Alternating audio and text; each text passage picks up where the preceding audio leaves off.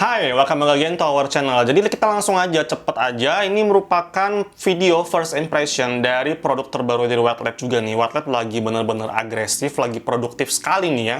Jadi White Lab baru aja launching produk terbaru namanya White Lab Intensive Care Serum.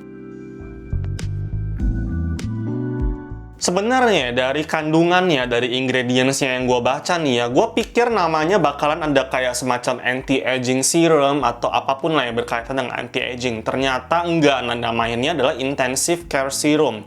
Kenapa? Karena dia mengandung ingredients yang namanya Grainactive Retinoid sebesar 1%. Jadi buat kalian yang belum tahu nih ya, Grainactive Retinoid itu atau HPR dikenalnya ya, Hydroxyphenolcholine Retinoid, itu sebenarnya udah dari dulu udah ada gitu loh. Tapi memang penggunaannya di skincare itu terutama di Indonesia masih sangat sedikit. Nah, sebenarnya gue udah pernah bahas di video review produk yang lain ya tentang HPR itu sendiri atau Grainactive Retinoid. Tapi nggak apa-apa, gue akan bahas sedikit aja nih ya secara singkat. Jadi kalau kalian kenal kastanya yang paling tinggi itu merupakan retinoic acid atau tretinoin.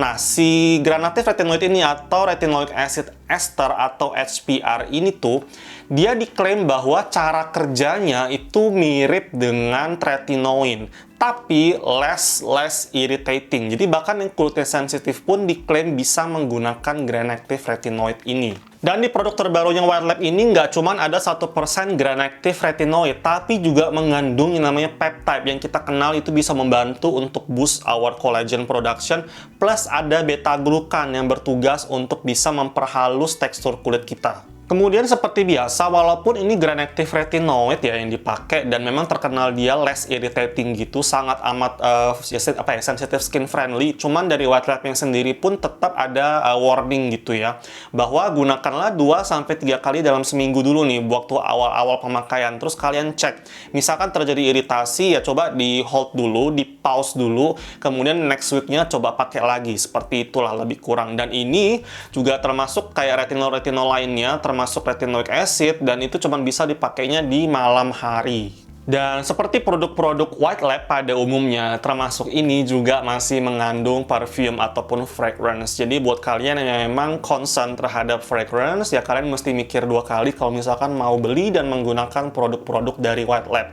But however, memang kalau untuk sebagian orang ya, ataupun dari klaimnya si White Lab sendiri, memang dibilang fragrance-nya itu very sensitive skin friendly. Dan yang Grainactive Retinoid ini atau Intensive Care Serum ini juga ukurannya mengecil guys. Ini tuh tinggal 15 mili gitu. Biasanya kan kalau serum-serumnya White Lab sekitar 20 mili bahkan ya. Ini tuh sekarang tinggal 15 mili. Jadi sama dengan yang peeling serumnya dia yang terbaru juga. Dan gue mau kasih lihat untuk produknya sendiri itu sama dengan serum-serum White Lab pada umumnya. Jadi dia bentukannya dropper gini, botol kaca ya, ada pipetnya gitu. Cuman memang kelihatan agak berbeda dengan serum-serum White Lab pada umumnya. Nah, seperti serum-serum yang mengandung Grainactive Retinoid ataupun HPR sendiri ya, warnanya kadang memang agak keruh, agak menjurus ke hijau muda gitu tuh kalian bisa lihat ya.